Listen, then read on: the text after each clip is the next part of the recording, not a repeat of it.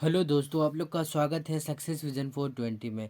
इससे पिछले वीडियो में हम लोग क्लास 6 का मैथ प्रश्नावली 3.1 का 1 से लेकर 10 नंबर क्वेश्चन तक सॉल्व कर लिए थे। अगर आप लोग उस वीडियो को नहीं देखे हैं तो आप जाकर देख सकते हैं, डिस्क्रिप्शन बॉक्स में लिंक दिया हुआ है।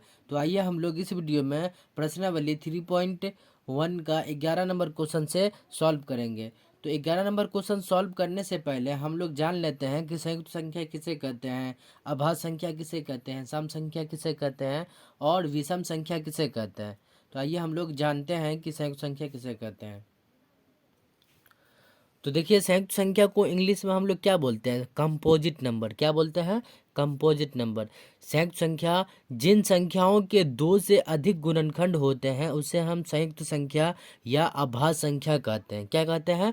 जिन संख्याओं के दो से अधिक गुणनखंड हो उस संख्या को हम क्या बोलते हैं? संयुक्त संख्या या अभाज्य संख्या। जैसे 4, 6, 8, 10, 12, 15, 16 से लेकर के अनंत तक। ठीक है। एक तो चीज़ ये याद रखना है कि सबसे छोटी संयुक्त संख्या 4 है। सबसे छोटी संयुक्त संख्या 4 है। क्या है? सबसे छोटी संयुक्त संख्या 4 है। अब हम लोग जानेंगे कि अभाज्य संख्या किसे कहते हैं। तो अभाज्य संख्या को इंग्लिश में हम लोग प्राइम नंबर बोलते हैं। क्या बोलते हैं? Prime number. वैसे संख्या जिनके केवल दो गुणनखंड हो उसे हम अभाज्य संख्या कहते हैं। क्या बोलते हैं? अभाज्य संख्या। जिसके केवल दो गुणनखंड हो उसे हम अभाज्य संख्या। जैसे 2, 3, 5, 7, 11, 13 से लेकर के अनंत तक। और एक तो चीज़ ये याद रखना है कि सबसे छोटी अभाज्य संख्या 2 है। क्या है? 2। 2 सबसे छोटी अभाज्य संख्या है। अब हम लोग जानेंगे सम संख्या किसे कहते हैं। तो सम संख्या को इंग्लिश में इवन नंबर बोलते हैं। क्या क्या बोलते हैं? Even number. वैसे संख्या जो 2 से पूरा पूरा कट जाए उसे हम सम संख्या कहते हैं। क्या बोलते हैं? सम संख्या। जो 2 से पूरा पूरा विभाजित हो जाए यानी कि कट जाए उसी को हम क्या बोलेंगे? सम संख्या। जैसे 2, 4, 6, 8, 10 से लेकर के अनंत तक। ठीक है। अब हम लोग विषम संख्या के बारे में जानेंगे। तो देखिए, विषम संख्या किसे कहते हैं? विषम संख्या को इंग्लिश में ऑड नंबर बोलते हैं। क्या बोलते हैं? Odd number.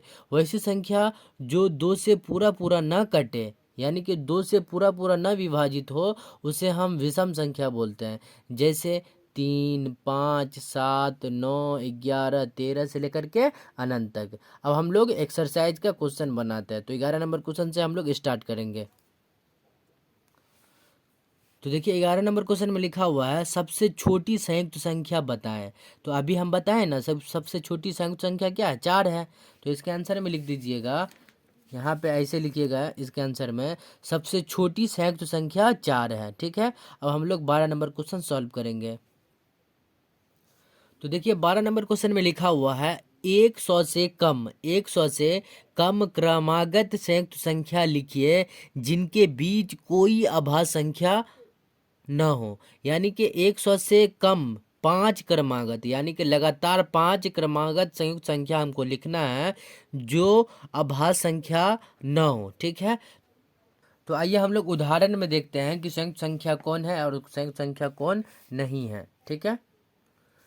तो देखिए, जो बॉक्स से घिरा हुआ है यानी कि गोल घिरा हुआ है वो अभाज्य संख्या है और इसमें जो कटा हुआ है वो संयुक्त संख्या है। तो देखिए, इसमें लगातार संयुक्त संख्या कहाँ पे है? यहाँ पे 1, 2, 3 है। हमको क्या बोल रहा है? 5 लगातार। तो हमको 5 लगातार चाहिए, 3 को नहीं चाहिए। तो यहाँ पे 1 है, उसके बाद यहाँ पे 1, 2, 3 है, उसके बाद 1 है, उसके बाद 1 है। 1, 2, 3 है, मतलब 3 का है। उसके बाद यहाँ से देखिए 23 से लेकर के 1, 2, 3, 4, 5 हमको लगातार 5 संख्या मिल गया। तो ये अभाज्य संख्या नहीं है। देखिए, अभाज्य संख्या है 24, 25, 26, 27, 28 अभाज्य संख्या है? नहीं है। तो 5 लगातार संयुक्त संख्या क्या हो जाएगा? इसके आंसर में लिखिएगा 24, 25, 26, 27 जो है संयुक्त संख्या है वो भी लगातार। तो 12 नंबर क्वेश्चन के आंसर में लिखिएगा 100 से कम 5 क्रमागत संयुक्त संख्या 24, 25, 26, 27 और 28 है। यानी कि हमको क्या बोल रहा है, 5 क्रमागत संयुक्त संख्या लिखिए जिनके बीच कोई अभाज्य संख्या न हो। तो ये अभाज्य संख्या है, 24 अभाज्य संख्या नहीं है, न 25 है, न 26 है, न 27 है, न 28 है। तो ये क्या है, संयुक्त संख्या है, वो भी लगातार है। तो हमको 5 लगातार बोल रहा है, तो 5 लगातार लिख लिए, 24, 25, 26, 27 और 28, यही इसका आंसर हो जाएगा। अब हम लोग 13 नंबर क्वेश्चन सॉल्व करेंगे। तो देखिए 13 नंबर क्वेश्चन में लिखा हुआ है, किसी संख्या के इकाई स्थान पर 5 है, यदि वह संख्या 150 और 200 के बीच की हो तो वह संयुक्त संख्या होगी अथवा अभाज्य संख्या। तो हमको क्या बोल रहा है, 150 और 200 के बीच में उसके इकाई स्थान पे कितना होना चाहिए, मतलब 150 और 200 के बीच में कितना ऐसा संख्या है जिसके इकाई स्थान पे 5 है। तो हम लोग इसके आंसर में लिखेंगे। तो देखिए 13 नंबर क्वेश्चन में क्या बोल रहा है कि इकाई स्थान पे 5 हो और वो भी 150 से लेकर के 200 के बीच में। तो कितना ऐसा संख्या है जिसके इकाई स्थान पे 5 है, वो 150 से 200 के बीच में होना चाहिए। तो इसमें हो जाएगा 155, 165, क्योंकि यहाँ पे इकाई स्थान पे क्या है, 5 है, इसके भी इकाई स्थान पे 5 है। 175, 185, 195 यह संयुक्त संख्या है, क्योंकि इसमें 2 से अधिक गुणनखंड है, इसलिए यह संयुक्त संख्या है। 2 से अधिक गुणनखंड करने का मतलब देखिए, इसमें जो है 155 का अगर हम गुणनखंड करेंगे तो 1 आएगा, 155 आएगा और 5 आएगा। तो देखिए 2 से अधिक गुणनखंड हुआ कि नहीं, इसमें 3 गुणनखंड हो गया, तो ये क्या संयुक्त संख्या हुआ कि नहीं, तो यह संयुक्त संख्या हो गया। तो इसके आंसर में लिखेंगे 155, 165, 175, 185 और 195। यह संयुक्त संख्या है, क्योंकि इसमें 2 से अधिक गुणनखंड है, इसलिए यह संयुक्त संख्या है। बस इसका आंसर में यही लिखना है। अब हम लोग 14 नंबर क्वेश्चन सॉल्व करेंगे। तो आइए हम लोग 14 नंबर क्वेश्चन में देखते हैं। तो 14 नंबर क्वेश्चन में लिखा हुआ है, 10 से बड़ी किसी संख्या के अभाज्य होने के लिए उसके इकाई स्थान पर कौन कौन से अंक हो सकते हैं। यानी कि 10 से बड़ी, वो भी क्या, अभाज्य संख्या होने के लिए। तो यानी कि अभाज्य संख्या का बात हो रहा है, तो हम लिखेंगे इसके उत्तर में। तो 14 के आंसर में हम क्या लिखेंगे, पहले हम अभाज्य संख्या लिखेंगे, क्योंकि हमको क्या बोल रहा है, 10 से बड़ी किसी संख्या का अभाज्य हो। तो 10 से हमको बड़ी लेना है, तो अभाज्य संख्या हम ले लिए 10 से बड़ा में 11 ले लिए, 13 ले लिए, 17 ले लिए और 19 ले लिए। तो हमको क्या बोल रहा है कि उसके इकाई स्थान पर कौन कौन सी संख्या होगी। तो यहाँ पे देख लेंगे कि इसके इकाई स्थान पे क्या है, 1 है, 3 है, 7 है, 9 है। तो आंसर में लिखेंगे 10 से बड़ी किसी संख्या के होने के लिए उसके इकाई स्थान पर 1, 3, 7, 9 होंगे। इसका आंसर यही हो जाएगा। ठीक है, अब हम लोग 15 नंबर क्वेश्चन सॉल्व करेंगे। तो देखिए 15 नंबर क्वेश्चन में लिखा हुआ है कि क्या कोई कोई ऐसी भी संख्या है जिसका कोई गुणनखंड ना हो। हाँ बिल्कुल, कोई भी ऐसा संख्या नहीं है जिसका कोई गुणनखंड ना हो। तो देखिए 15 के आंसर में क्या लिखेंगे, नहीं कोई भी ऐसा संख्या नहीं है जिनका कोई गुणनखंड ना हो। जैसे हम लोग मान लेते हैं कि 1 बराबर 1, तो 1 का गुणनखंड 1 और 1 होगा, यानी कि इसको हम लिख सकते हैं 1 गुने 1। और 2 का गुणनखंड क्या होगा, 1 और 2, 2 1 2। और 3 का गुणनखंड 1, 3 हो जाएगा। ठीक है, तो हाँ इसका मतलब क्या है कि कोई भी ऐसा संख्या नहीं है जिसका कोई गुणनखंड न हो। ठीक है, तो इसके आंसर में यही लिख दीजिएगा। अब हम लोग 16 नंबर क्वेश्चन सॉल्व करेंगे। तो 16 नंबर क्वेश्चन में लिखा हुआ है, 1 और 100 के बीच सिर्फ 2 संपूर्ण संख्या है, वे कौन कौन सी है। यानी कि हमको बताना है कि 1 और 100 के बीच में 2 संपूर्ण संख्या है और वह कौन कौन सी संख्या है। ठीक है, तो हम लोग उदाहरण में जानेंगे। तो देखिए उदाहरण में क्या लिखा हुआ, संपूर्ण संख्या। संपूर्ण संख्या को इंग्लिश में परफेक्ट नंबर बोलते हैं। क्या बोलते हैं, परफेक्ट नंबर। जैसे 6 के सभी गुणनखंड क्या है, 1, 2, 3 और 6 है। इन इनके गुणनखंड का योगफल क्या है, 1 + 2 + 3 + 6 बराबर 12 आया। और इसको हम लिख सकते हैं 2 गुने 6, अर्थात 6 के सभी गुणनखंड का योगफल 6 का 2 गुना है, यानी कि 12 है। ठीक है, पुनः 28 का, यानी कि इसका आंसर में क्या सब हो जाएगा, 6 और 28 हो जाएगा। इसका आंसर में लिख दीजिएगा 6 और 28। पुनः 28 के सभी गुणनखंड, यानी कि 28 का गुणनखंड क्या है, 1 2 4 7 14 और 28 है। इनके गुणनखंड का योगफल क्या है, 1 + 2 + 4 + 7 + 14 + 28 बराबर कितना है, 56। और इसको हम लिख सकते हैं 28 2 गुने 28 बराबर 56। तो यानी कि इसका 2 गुना है, तो अर्थात 28 के सभी गुणनखंड का योगफल 28 का 2 गुना है। कितना है, 2 गुना है। तो 16 के आंसर में हम लिख लेंगे, जैसे 6 के सभी गुणनखंड क्या है, 1 2 3 है और 6 है। तो इसको हम लिख सकते हैं 1 + 2 + 3 + 6 बराबर 12। तो इसको अगर हम 2 से गुना करेंगे, 6 को 2 से गुना करेंगे तो हमको 12 प्राप्त हो जाएगा।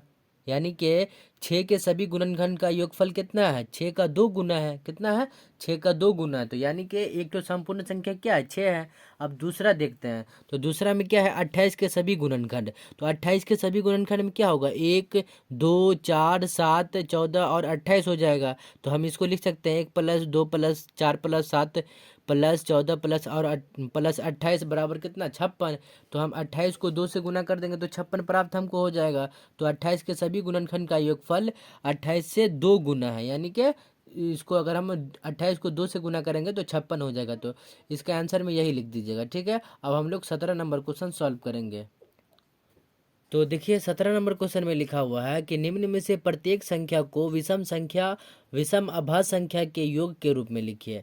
तो हमको क्या करना है, विषम अभाज्य संख्या के रूप में लिखेंगे। तो इसका आंसर हम लिखेंगे, तो देखिए पहला पहला में क्या दिया हुआ, 32। तो इसके हम आंसर में लिखेंगे, तो पहले हम क्या लिख लिए, अभाज्य संख्या लिख लिए। तो अभाज्य संख्या लिखे हैं 2 3 5 से लेकर के कितना तक, 53 तक हम लिखे हैं। तो हमको 32 प्राप्त करना है। तो 32 में हम क्या लिख लेंगे, तो 32 में हम, अगर हम 32 में 13 और 13 + 19 कर देंगे तो हमको कितना प्राप्त हो जाएगा, 32 प्राप्त हो जाएगा। तो हमको क्या बोल रहा है, यही बोल रहा है ना, बोल रहा है कि क्या, कि विषम अभाज्य संख्या का योग के रूप में लिखे। तो यानी कि ये क्या है, विषम संख्या है और अभाज्य संख्या भी है, तो दोनों का योग करके हम क्या किए हैं, सम संख्या बना दिए। तो हम क्या बोले, इसको यही बोल रहा है। तो यहाँ पे हम लिख लिए कि 13 + 19 बराबर 32। अब दूसरा में क्या लिखा हुआ है, दूसरा में लिखा हुआ है 40। क्या लिखा हुआ है, 40। तो 40 को हम क्या लिख सकते हैं, 40 को हम लिख सकते हैं 17 + 23।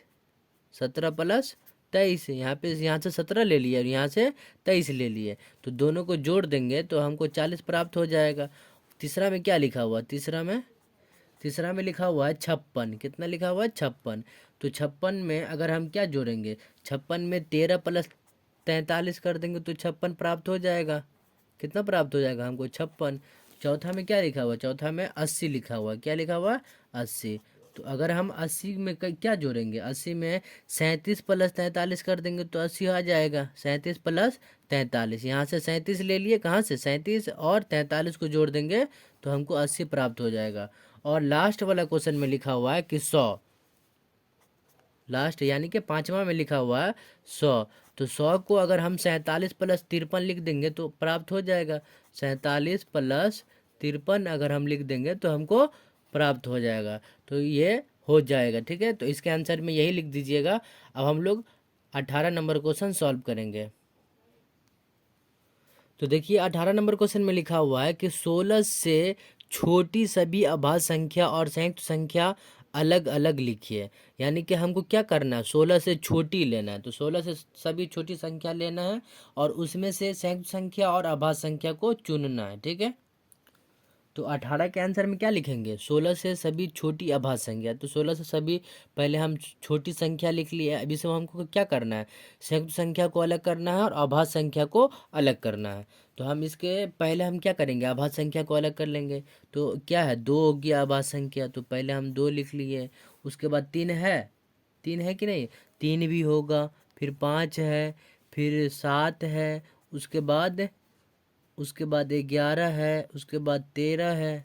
अब है, नहीं है।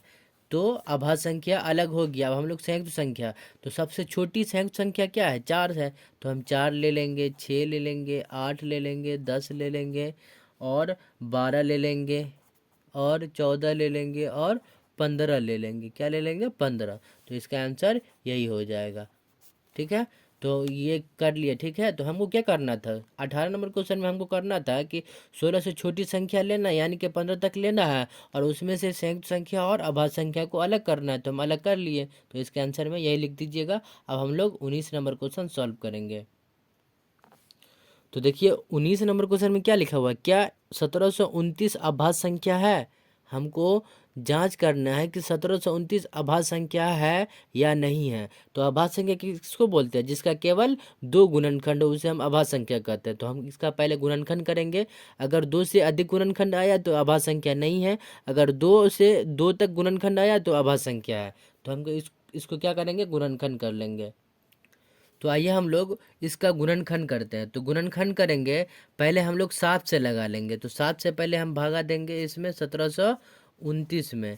तो कितना हो जाएगा? 7 दूना 14 हो जाएगा। कितना हो जाएगा? 14। यहाँ पे 7 में से 4 गया तो कितना बचेगा? 3 कट गया ये। यहाँ पे 2 उतर जाएगा, और 7 चौका कितना हो जाएगा? 28 हो जाएगा।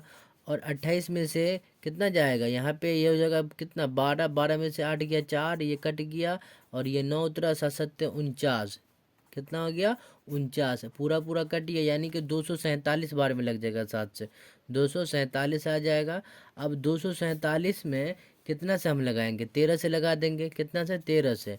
तो 13 से लगाइए, तो 13 से कट रहा है कि नहीं? पूरा 13 से कट रहा है कि नहीं? यहाँ से हमको अगर 247 में भागा देंगे तो 13 का 13 एक 13। कितना हो जाएगा? 13 एक 13। इसको पैंचा देंगे तो 14 हो जाएगा। 14 में से 9 गया तो कितना बचेगा? 14। तो यहाँ पे 11 बच जाएगा। 11, और ये वाला 7 यहाँ पे उतार लेंगे। तो 13 नामा कितना होता है? 117 होता है कि नहीं? तो पूरा पूरा कट गया, यानी कि इसका गुणनखंड कितना आ गया? 19 आ गया। और तो ये हम कितना मरतबा में कट जाएगा?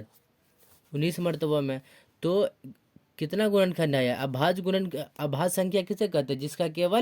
जिसका केवल कितना गुणनखंड हो? दो गुणनखंड हो। तो इसका कितना गुणनखंड हो गया? एक हो गया, 1 2 3, 3 गुणनखंड हो गया। तो ये गुणनखंड, ये अभाज्य संख्या नहीं होगा। तो इसके आंसर में क्या लिख लेंगे? नहीं, 1729 अभाज्य संख्या नहीं है। अब हम लोग लास्ट नंबर क्वेश्चन यानी कि 20 नंबर क्वेश्चन सॉल्व करेंगे। तो 20 में क्या बोल रहा है, आइए हम लोग देखते हैं। तो देखिए 20 नंबर क्वेश्चन में लिखा हुआ है, निम्नलिखित में जो सत्य हो उसके आगे सत्य का चिन्ह, यानी कि ये सही का चिन्ह, और सत्य का चिन्ह, और जो गलत हो उसके आगे गलत का चिन्ह लगाएं। यानी कि इसमें कौन सा सत्य है और कौन असत्य है, इसी में आंसर हमको देना है। तो देखिए 20 का पहला में क्या लिखा है? वह संख्या जिसका केवल एक अपवर्तक होता है वह संख्या है, एक है। बिल्कुल सही है, यह पहला सही है। इसका टिक लगा दीजिएगा ऐसे करके, 20 का पहला। ठीक है, 20 का पहला टिक लगा दीजिएगा। और दूसरा क्वेश्चन में है सबसे छोटी सम अभाज्य संख्या 2 है। बिल्कुल सही है, ये भी सही है। यानी कि सबसे छोटी सम अभाज्य संख्या 2 है। और तीसरा में क्या बोल रहा है? तीसरा में सबसे छोटी संयुक्त संख्या 6 है। नहीं, बिल्कुल नहीं, क्योंकि सबसे छोटी संयुक्त संख्या हम 4 बताए हैं, तो 4 होगा इसका। तो इसका आंसर क्या हो जाएगा? गलत हो जाएगा। तो गलत का चिन्ह हम ऐसे लगा देंगे। उसके बाद चौथा में है दो अभाज्य संख्याओं का योगफल सम होता है। बिल्कुल होता है, यानी कि चौथा का भी आंसर क्या हो जाएगा? सही हो जाएगा। 1 मिनट, नहीं इसका नहीं होगा, क्योंकि हमको क्या बोला? दो अभाज्य संख्याओं का योगफल सम होता है, नहीं होता। जैसे हम 2 + 3 ले लेंगे तो क्या आ जाएगा? 5 आ जाएगा। तो ये अब सम संख्या है? नहीं है। तो इसका आंसर क्या हो जाएगा? नहीं हो जाएगा। तो इसके आंसर में क्या लिख लीजिएगा? नहीं होगा, यानी कि गलत का चिन्ह लगा दीजिएगा। उसके बाद पांचवा में देखिए, पांचवा में क्या लिखा हुआ है? 2 को छोड़कर किन्हीं दो अभाज्य संख्याओं का योगफल सम संख्या होती है।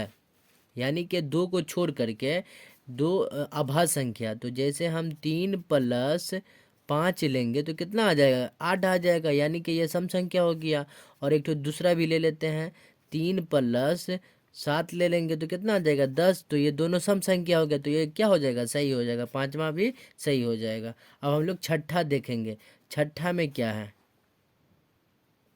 तो देखिए छठा में क्या लिखा हुआ है? सभी सम संख्या संयुक्त संख्या है। नहीं है। क्यों नहीं है? क्योंकि क्योंकि दो सम संख्या है लेकिन संयुक्त संख्या नहीं है।